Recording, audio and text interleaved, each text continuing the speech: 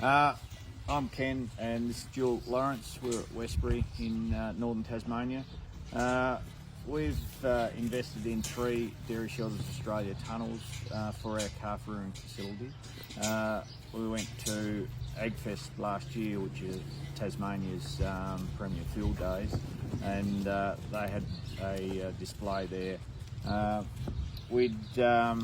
Our son had been to Victoria sort of probably a month earlier and had seen these in operation on a couple of dairy farms over there as a feedlot or feed pad scenario, but we were after a calf rearing facility.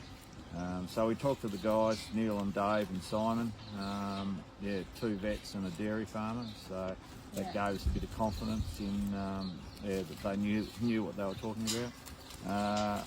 And talked to them there, and were keen enough to do a visit to Victoria. So we went and looked at half a dozen facilities in Gippsland and Western Victoria, and just really impressed with the way the calves looked and how the tunnels were operating in a variety of situations.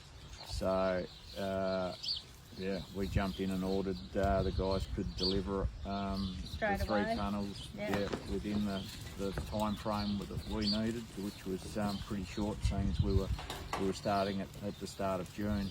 So 3 months later, the materials arrived, and we had our first calves in here in August last year, and so this is our 2nd season. This has been a breeze this year with the tunnels, because they were already set up. We're able to put in all the bedding, and the calves have gone straight in, and it's just a beautiful space to work in. It's warm and dry and really calm, and the calves are just very relaxed, and it's a very peaceful environment. So we're very happy with how the tunnels have progressed this year, and with all our panelling. So it's been a great investment, I think. We found, we weighed the yearling heifers, the first calves that were raised last year, a couple of weeks ago, and they averaged 7% higher weight than the previous year's calves. So can't all be put down to the tunnels, I know, but they were heavier when we weaned them. So we do feel that the start they had, certainly held them in good stead for the rest of the 12 months to date.